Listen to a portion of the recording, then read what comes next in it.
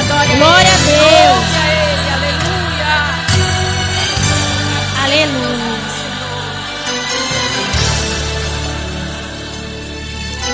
Aleluia, Jesus.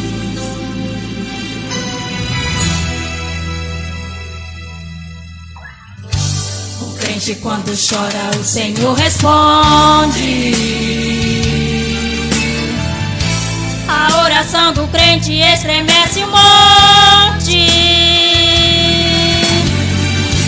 E quando ele chora, o Senhor atende.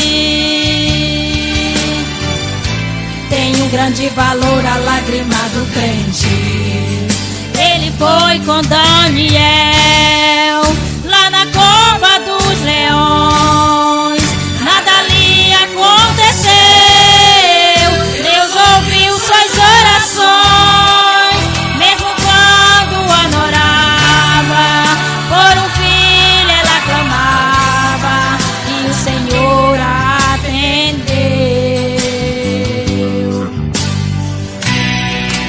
Atendeu a Josué quando orou e o sol parou. Mandou tocarem as trombetas e as muralhas derrubou.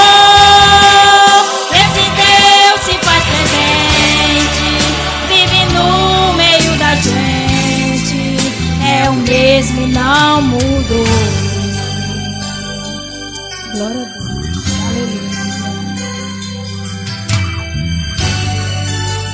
Aleluia. Aleluia. É o mesmo e não mudou. Glória a Deus. Aleluia.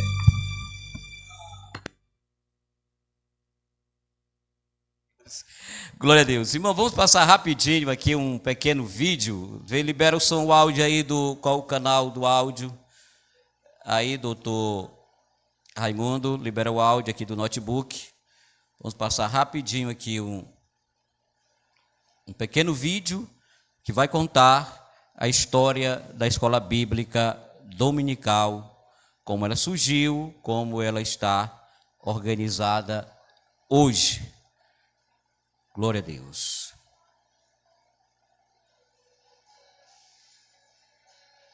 Oi, gente.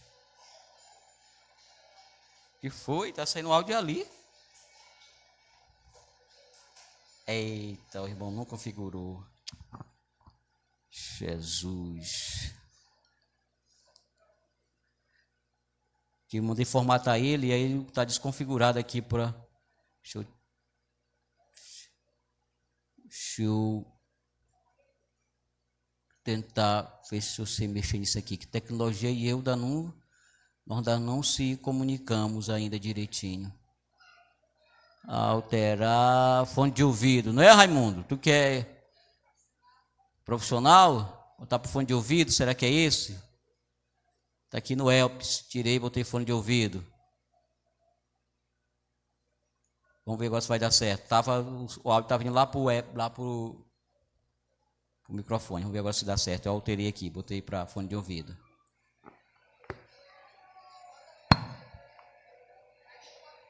Como é que é, Raimundo? Aqui a configuração, né? Tem aqui, a configuração que mexer aqui no computador.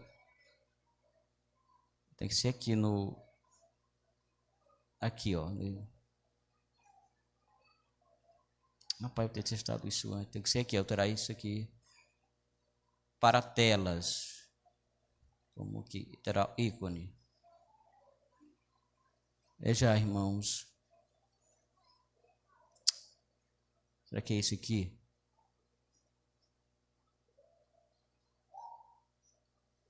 HDMI, tal. Vocês não. Aonde aqui? Já, irmãos.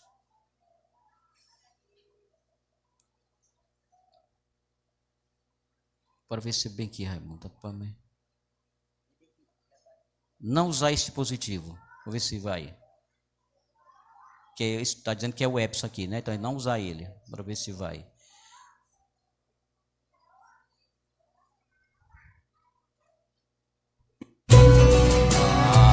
Muito bem. Mexendo que se aprende. Glória a Deus. Tá bem, essa coisa para mim.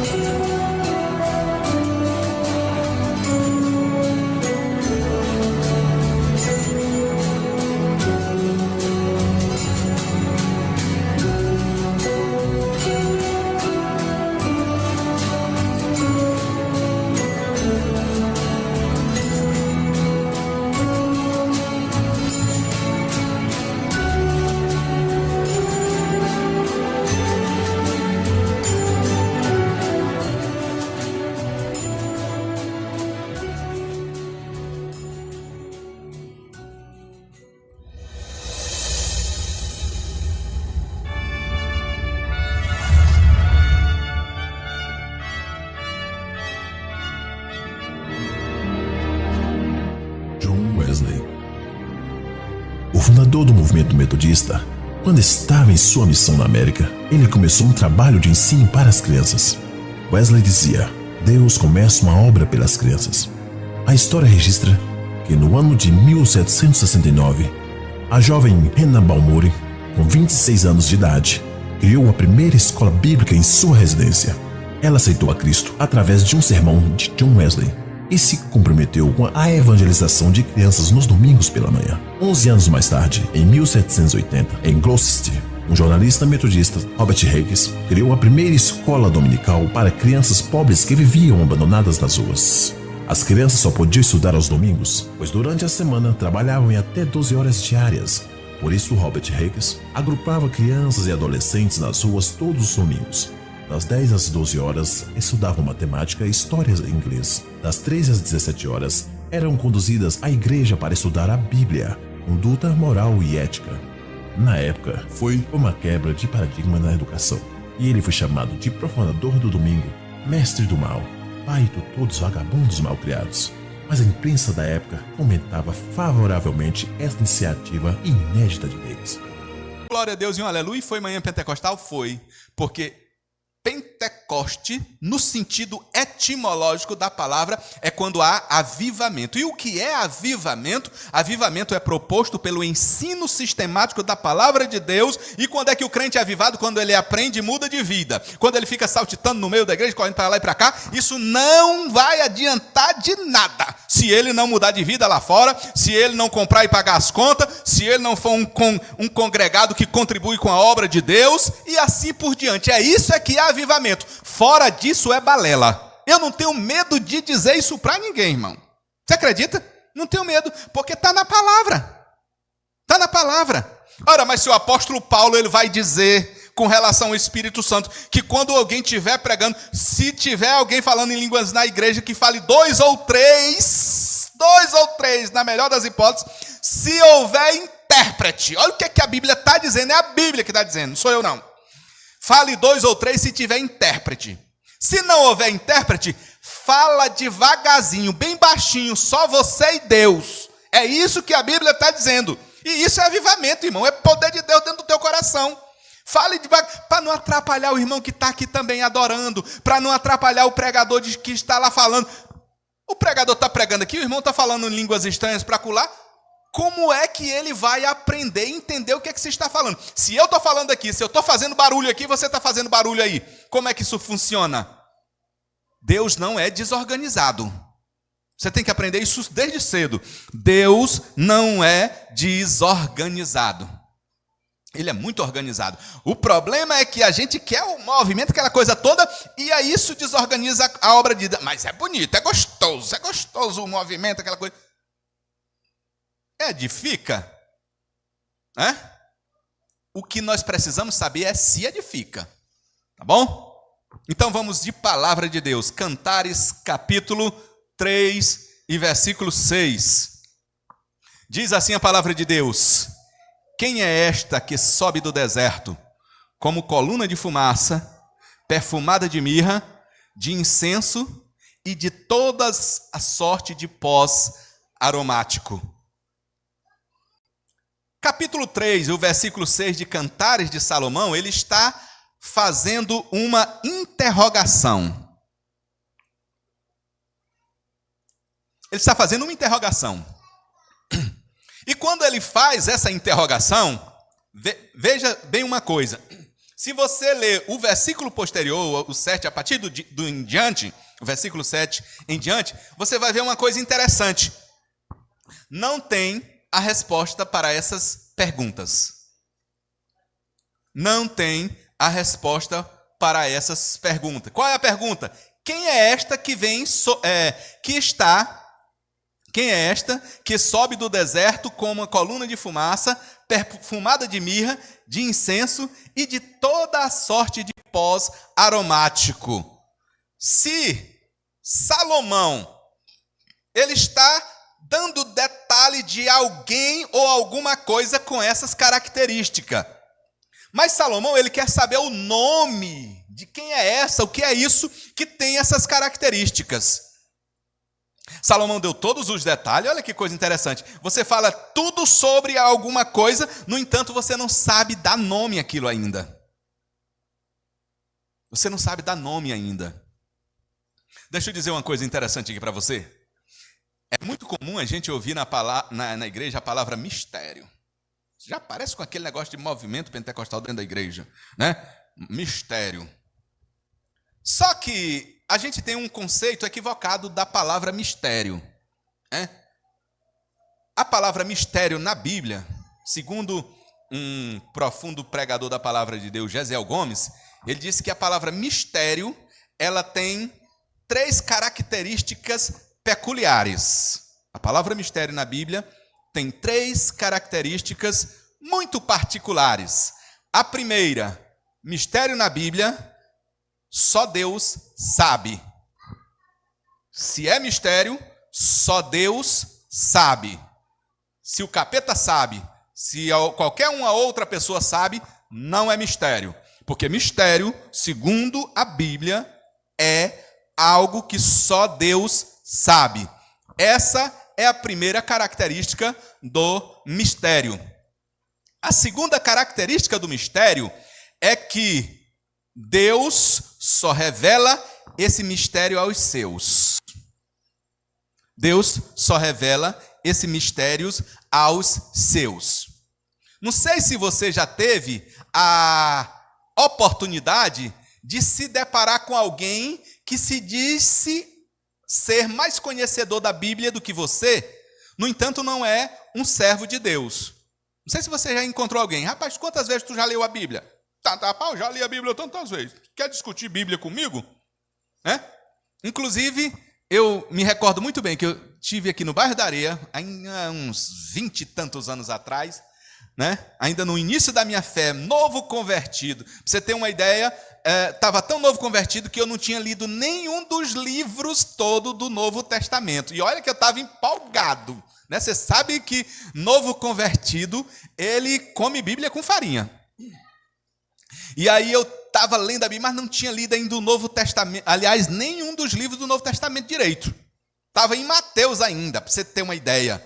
Mas eu estava com tanta sede, com tanta vontade, porque eu vim esse evangelismo. E aí estou lá muito empolgado com os irmãos, e cheguei na casa de um senhor e comecei a falar muito animado para ele mesmo, do amor de Deus, Ele olhou para mim e disse assim: me diz uma coisa, meu jovem, quantos anos você tem? Eu digo, eu tenho 16, todinho. Eu digo, olha, deixa eu dizer uma coisa para você. Quantas vezes você já leu a Bíblia? Eu digo, eu não li nenhuma não, estou começando a ler agora. Começando a ler agora. Ele disse, rapaz, não dá para te pregar para mim não. Eu disse, por quê? Eu já li a Bíblia 5 vezes. Eu já li a Bíblia 5 vezes. Não dá para tu pregar para mim não. Tu tem que estudar a Bíblia pelo menos do meu tanto para pregar para mim. Aí eu fiquei desanimado. Jesus, agora o homem calou a minha boca. Um crente não pode ficar calado diante de uma pessoa sem ter uma palavra de Deus para ele, não. Aí eu fiquei inquieto e triste ao mesmo tempo, porque eu não sabia o que dizer. Ele tinha lido a Bíblia mais do que eu não tinha lido o Novo Testamento direito. Sabe o que foi que o Espírito Santo me disse? Ele disse assim, me diz uma coisa, quem é que está em melhor condição de nós dois? Se é você que leu a Bíblia 5 vezes, ou é eu que ainda não li nenhum livro da Bíblia toda e já aceitei Jesus como Salvador e estou esperando, compreendido a fundo qual era o propósito de Jesus com aquela expressão. E olha que nós estamos falando de um rabino que era um dos responsáveis por interpretar livro sagrado, não era qualquer crente, não. Era um dos intérpretes das Sagradas Escrituras. Você está entendendo? E aí ele simplesmente não tem ainda o discernimento do Espírito, porque esse discernimento do Espírito, como já dissemos, quem é que dá? É Jesus que dá e é só os seus. Se ainda não faz parte do povo de Deus, ainda não vai entender o mistério. Por isso é que aquele moço, mesmo tendo lido 5 vezes a Bíblia, ainda não tinha entendido a mensagem que eu havia entendido, sem ler ainda um dos livros do Novo Testamento. Por isso também, irmãos, é que a gente não vai se ensoberbecer com a revelação. Por isso é que o apóstolo Paulo diz assim, para que eu não me ensoberbecesse com a grandiosidade da revelação, Jesus me colocou uma espinha na carne, um incômodo, para toda vez que eu querer me exaltar, sentir aquilo ali, para saber que eu não sou ninguém. A grandeza da revelação é dele. Para que, como ele diz assim, que Deus colocou bens preciosos em vaso de barro, para que a supremacia do poder seja dele e não nossa. Louvado seja Deus para todo sempre. E a primeira pergunta que o texto lá diz é: quem é esta que sobe? Vamos prestar atenção aí aos verbos. Quem é esta que sobe? Quem é esta que sobe? E como eu disse para você, no Novo Testamento já fica muito claro que essas características são características de quê? São características da Igreja de Cristo. São características da Igreja de Cristo. Salomão, em toda a sua sabedoria, não recebeu esta revelação. Mas Paulo diz assim, que esse mistério que eu vos falo é a Igreja. Que Paulo tem esta revelação desse mistério por parte do Senhor Jesus Cristo. Ele pergunta, quem é esta que sobe? A característica da igreja, uma das principais características da igreja, é uma igreja que pensa nas coisas de cima, que almeja as coisas de cima, que se delicia com as coisas de cima, que quer e deseja e almeja 24 horas da sua vida subir. Isso não significa que você não vai ter problemas. Não significa que você vai ter uma vida de oba-oba, glória a Deus e aleluia, simplesmente. Não é isso. É que apesar disso, e que é por causa dessas adversidades, né, mesmo com todas essas adversidades, você tem um alvo que é maior do que tudo isso. Que se sobrepõe a todas essas limitações, a todas essas situações adversas pelas quais nós vivemos, nós passamos. E nós temos uma meta. E é a meta de estar sempre voltado para o alto, para subir. A igreja não é daqui. A igreja não pode se conformar com esse espaço, com esse tempo, com esse momento. Ela tem um horizonte, ela tem um alvo, que é estar para sempre com o Senhor. Louvado seja Deus para todo sempre. Então, a característica da igreja é aquela que sobe. Sobe de onde? Sobe do deserto. Deixa eu dizer uma coisa para você. Tem muitas pessoas que se conformam muito fácil com esse mundo, né? Que se delicia muito. A pessoa está dentro da igreja, mas o sonho dele é enricar, é ganhar muito dinheiro, é ser importante, é conquistar coisas aqui. É conquistar, se delicia, inclusive quando fala sobre arrebatamento, sobre volta de Jesus, a pessoa não gosta muito dessa mensagem. Né? Eu não estou com muita pressa, não. Estou curtindo, eu tenho a minha fazendinha, tenho o meu carrinho, tenho a minha casinha boa, o meu bom emprego. O negócio aqui está legal. Né? Então, tem muitas pessoas que estão voltadas para aqui e acham que aqui é o paraíso. Deixa eu dizer uma coisa para você. Comece a ficar preocupado quando você começar a gostar daqui. achar que aqui é bom, que aqui é um paraíso, que tá bom desse jeito. Quando você estiver se acomodando aqui, fique preocupado com isso, meu irmão. Olha o que é que a palavra de Deus lá em Romanos. Não vos conformeis com este século. Conformar aqui significa tomar a forma, parecer com.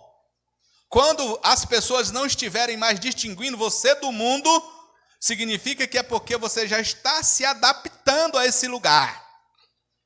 E esse lugar passa a ser um paraíso para você. E você tem que entender que isso aqui para você é um deserto inóspito. Nada aqui pode te prender, te agradar.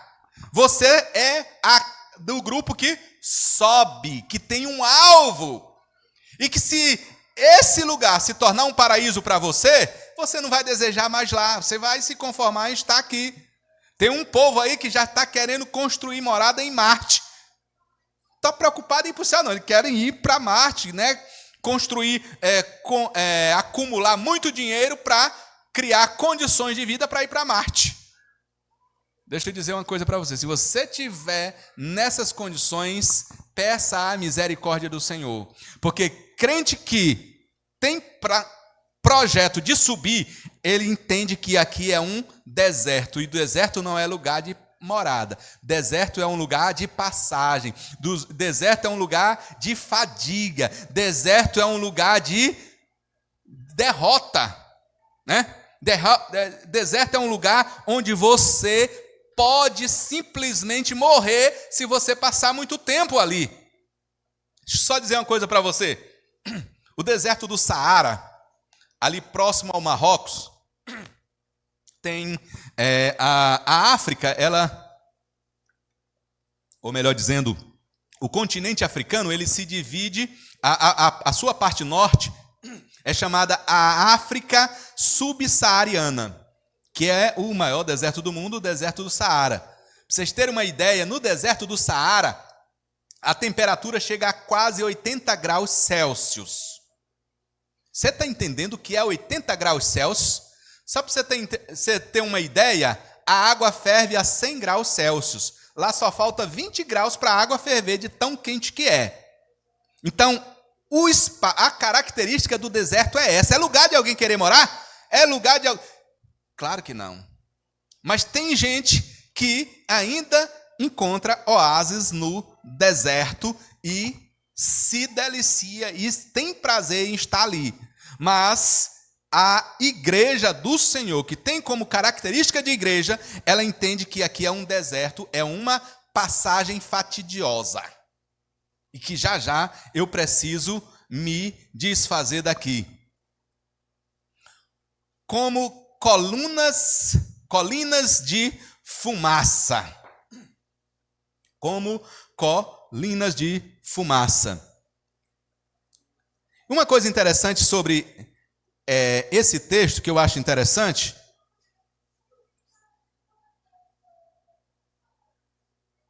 como colunas de fumaça. Botei colinas, desculpa, mas é colunas, né? Como colunas de fumaça. Deixa eu dizer uma coisa para você, meu irmão.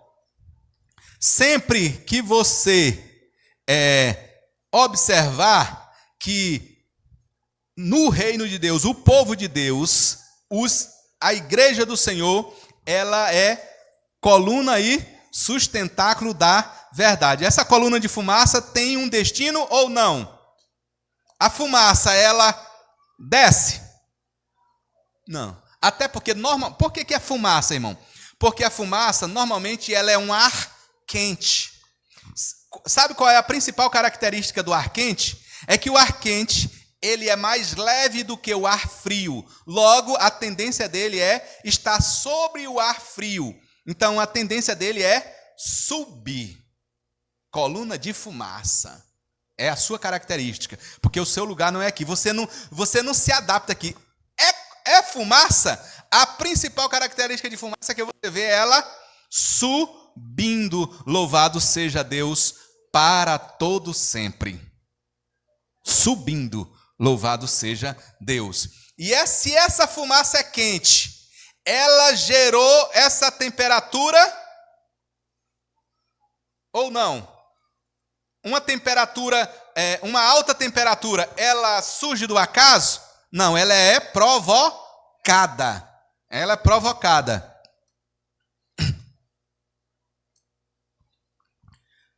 E ele diz aqui que ela é perfumada de mirra. Ela podia ser só perfumada, mas por que ela é perfumada de mirra logo? Sabe por que ela é comparada aqui? Olha que coisa interessante. É porque existe a árvore que expele essa fragrância. O que é que acontece com ela? Quando ela sofre um corte, ela exala um cheiro agradável. E a característica da igreja também é essa, de que quando é atacada, de quando é ferida, ela não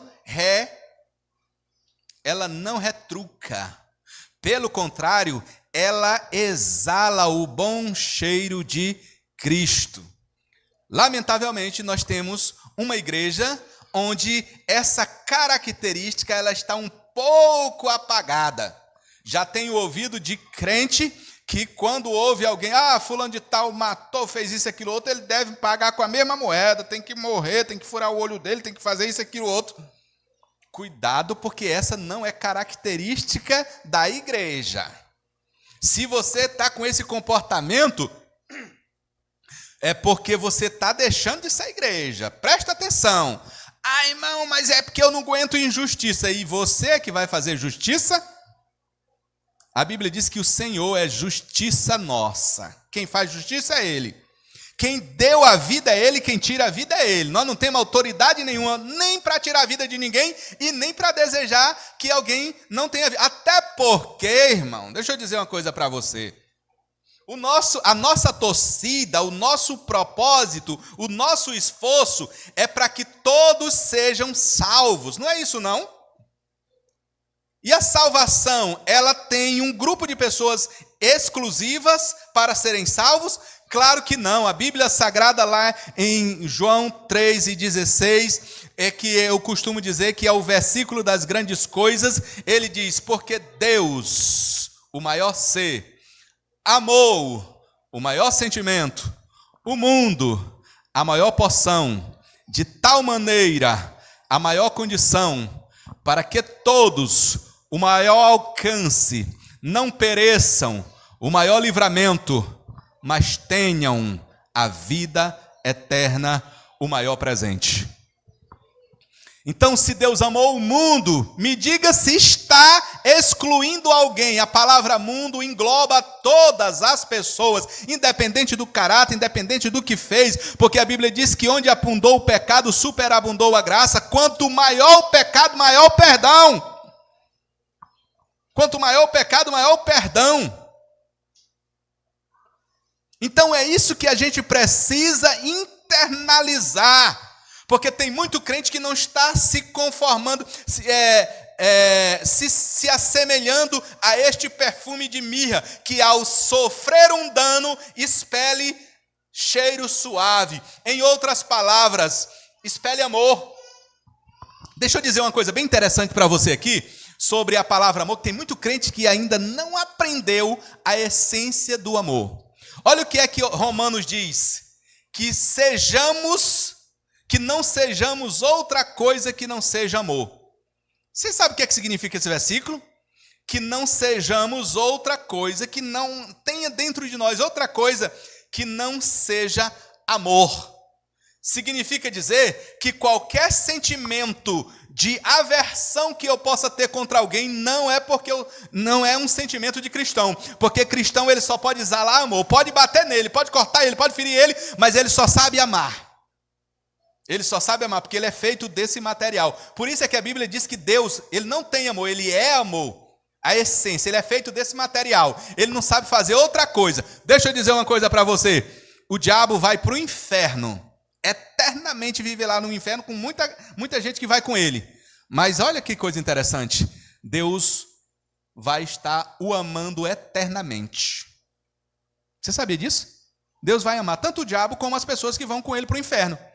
Eternamente vai amar, porque Deus não sabe fazer outra coisa. Agora, a justiça de Deus é que vai fazer com que eles sofram as devidas penalidades pelos que fizeram. Mas Deus não vai deixar de amar, porque Deus não sabe fazer outra coisa. E olha que coisa interessante, que haja em vós o mesmo sentimento que houve em Cristo Jesus. Você tem que ser do jeito de Jesus, parecido com Jesus. Sabe qual é a essência da palavra cristianismo? Porque tem um problema. Nós temos o conceito de cristianismo moderno e o conceito de cristianismo bíblico. O conceito de cristianismo bíblico vai dizer o seguinte: e lá em Antioquia foram os crentes pela primeira vez chamados, apelidados, acaçoados de cristãos. Você está entendendo por que os crentes foram chamados de cristão? Porque a palavra cristão é pequeno Cristo, parecido com Jesus. Quem falou que eles eram cristãos não foi os outros crentes, não. Foi os incrédulos.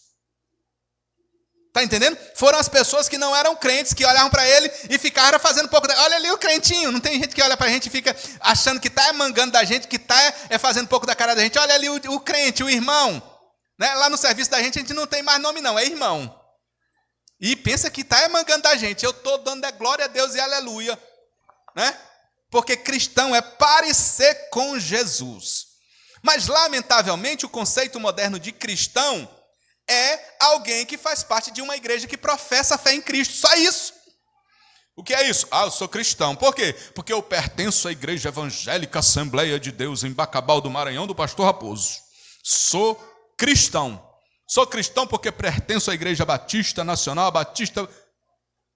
Hoje, lamentavelmente, conceito de cristão é isso. E não dá para os incrédulos, lamentavelmente, olhar na cara de alguns de nós e dizer, olha ali um cristão, nem que seja mangando da gente. Olha ali o crentinho. Não dá. Diz assim, e tu é crente. Já viu? Irmão, a gente tem que se ajoelhar e pedir perdão para Deus quando alguém olha para a gente e diz, menino, e tu é crente? A pessoa se espantar quando você diz que é crente. Olha que lástima. Está entendendo? Quando alguém se espantar quando você disser que é crente, enquanto que eles deviam era apontar e dizer que você é crente pelas características, pelo seu comportamento, pelo seu jeito de andar, pelo seu jeito de falar, pelo seu jeito de tratar as coisas, só pode ser crente, parece com Jesus, o jeito dele. Não. Olha, Pedro, irmão, mesmo desviado, ele chega diante da criada, Jesus está ali preso, né? E aí ele chega aqui para se aquecer e alguém diz assim, olha, tu é crente. Tu é crente. Não, não sou não. Tu é crente. Olha o que a Bíblia lá diz. O teu jeito te entrega. Não tem jeito. O camarada estava quase desviado. Mas passou tanto tempo colado em Jesus ali, irmão, que para tirar aquele cheiro de Jesus, para tirar aquela semelhança de Jesus, deu trabalho. E ele precisou lastimar. Nem conhece esse homem. E saiu dali, porque se ele ficasse ali, ele não ia acreditar no que ele estava dizendo. Você está entendendo? Depois esse Pedro, depois de convertido, olha que coisa linda. Depois de convertido, Pedro pregou. E olha o que é que a palavra diz a respeito de Pedro. Estou terminando. Ele diz assim, e olhando e vendo que eles eram homens sem letras, né, tinham conhecimentos de que eles tinham estado com Jesus. Olha que coisa linda, irmão. Dizendo que os camaradas eram semi-analfabeto, né? Não sabia, sem letra é iletrado, né? Sem o conhecimento gramatical. Mas a ousadia com que eles falavam, tinham conhecimento de que eles tinham estado com Jesus. Então, o que faz nos parecer com Jesus, o que faz a gente cristão, não é o fato de pertencer a uma igreja evangélica, é o fato de parecermos com Jesus. Essa ideia de que só porque eu sou ou pertenço a uma igreja evangélica eu sou cristão, isso está me levando a um fracasso espiritual. Eu tenho que ser cristão por parecer com Jesus. Lembro da história de um missionário que chegou em uma tribo indígena e que quando ele começou a pregar para aquela tribo indígena, que havia já passado um missionário antes dele, e aí esse missionário começou a pregar de Jesus. E os aborígenes, os indígenas, começaram a dizer: ei, peraí, você está falando de um camarada que esteve aqui com a gente. E aí o missionário disse: não, meu amigo, você está enganado. Esse aqui viveu há mais de 2000 anos atrás. Não é esse, não.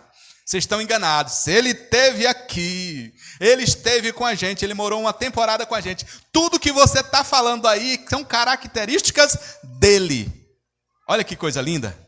O missionário que tinha estado com eles anteriormente tinha uma vida tão em comunhão com Deus que as suas características, o seu comportamento, o seu caráter se assemelhava ao caráter do Jesus que o novo missionário estava pregando.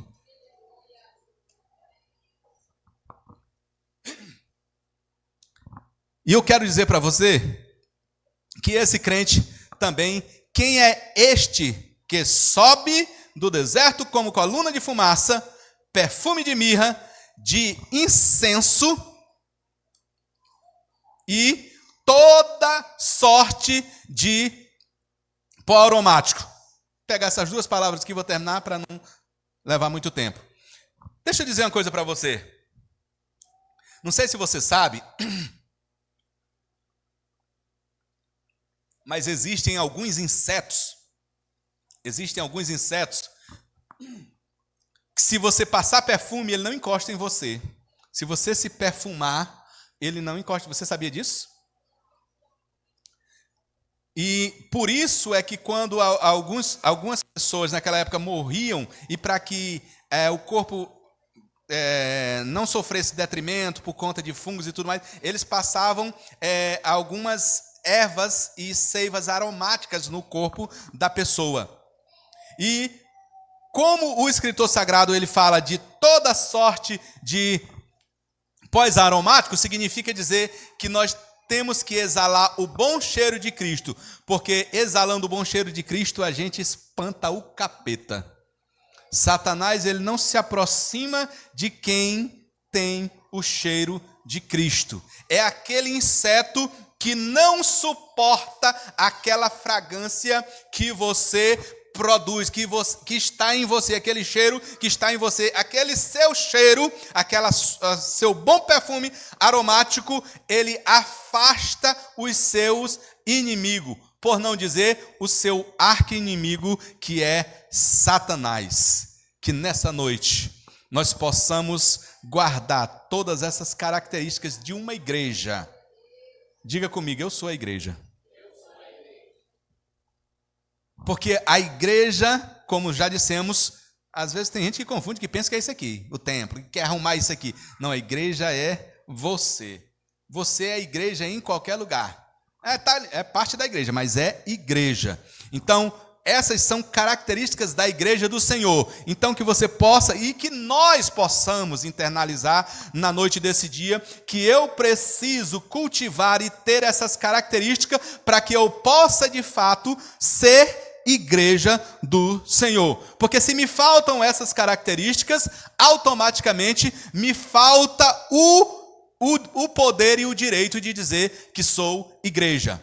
Porque dizer que sou cristão é fácil. Agora, ser cristão parecendo com Jesus é que é o problema. Que Deus em Cristo nos abençoe e tenha misericórdia das nossas vidas. Amém? Muito obrigado. Deus abençoe. Glória a Deus. Queridos irmãos, vamos já encerrar o trabalho do Senhor nosso Deus essa noite. Mas antes, vamos só elencar, antes de concluirmos, 10 razões, ou 7, não me lembro aqui agora, para virmos à escola bíblica dominical. Se bem que os que estão aqui, parte já são alunos, mas tem alguns que ainda não são. Então eu quero elencar aqui para você, nesta oportunidade, 7 razões para você vir à escola bíblica dominical. Glória a Deus. Vamos lá. 10 razões. Olha para o telão, vai aparecer agora.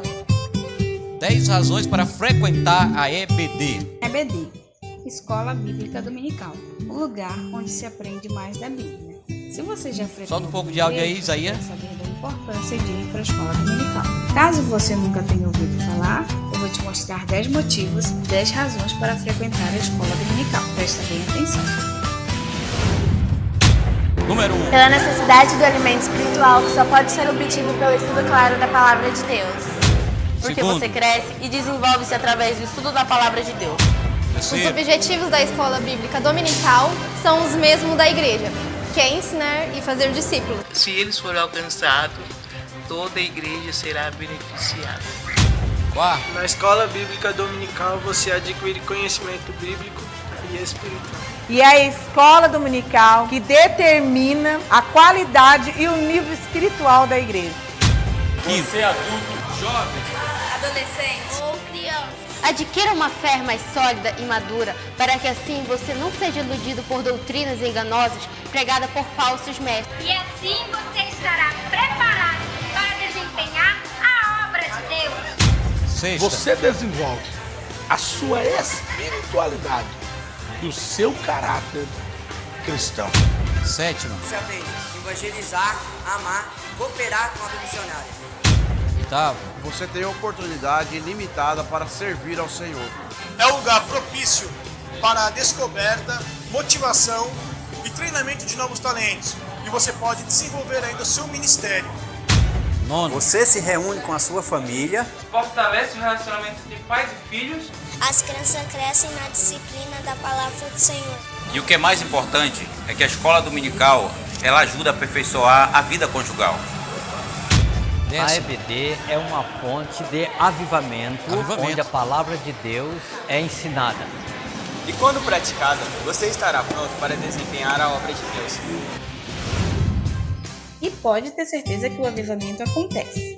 Se você não frequenta nenhuma igreja ou parou de frequentar, não perca tempo, procure logo uma igreja perto de você. E caso você não encontre nenhuma igreja perto da sua casa, venha para a nossa. O endereço vai aparecer aqui embaixo. A EBD começa às 8h30 da manhã. Estamos te esperando. Glória a Deus. Meus irmãos, meu vizinho, Romário, né? Meu irmão Romário, irmã Francilene, né, irmã Lene, viu? Aqui o nosso endereço é esse aqui, tá bom? Venha para a escola dominical, irmãos. A EBD. Certa feita, São Paulo, uma vida agitada, vida corrida, que as pessoas não têm tempo para nada. Eu vi essa matéria no Ensinador Cristão. E uma irmã chegou para o pastor e disse: pastor, eu não tenho tempo de me congregar. Eu trabalho muito, é correria, é longe. Você me aconselha qual das... Lá eles não chamam culto, lá eles chamam reunião, né? São Paulo eles chamam reunião. Qual das reuniões da igreja você me aconselha a participar? E ele não titubeou, não teve dúvida. Irmã, a senhora pode participar só de uma por semana? Ela disse: pois participe da escola bíblica dominical. Irmãos, eu sou apaixonado pela escola bíblica. Irmão, que você se converteu, você já veio logo para a escola? Não, não vim logo. Eu fiquei sem vir ainda 2 anos sem vir para a escola. Mas depois Deus tratou comigo.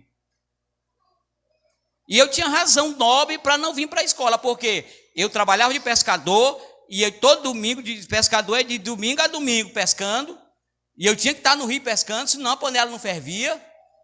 E aí eu digo: Senhor, eu fiz um propósito com Deus, e Deus, eu quero ir para a escola bíblica dominical. E aí eu fui a primeira vez, não gostei, aí não fui mais. Mas aí tinha um professor que se preocupou comigo, que foi saber o porquê que eu não fui mais. Não gostei do seguinte, porque a dela era um tubo, a igreja pequenininha lá era tipo um tubo, e era as classes tudo dentro da escola, criança, 3 classes de criança, de adulto, de jovem, era aquela zoada que você não entendia nada. Aí eu não frequentei mais, mas em razão também do meu trabalho. Aí eu fiz um propósito com Deus, digo: Senhor, é daqui que eu como, é daqui eu sou pescador, é daqui que eu tiro o meu alimento, e eu quero ir para a escola dominical, eu quero aprender mais de ti.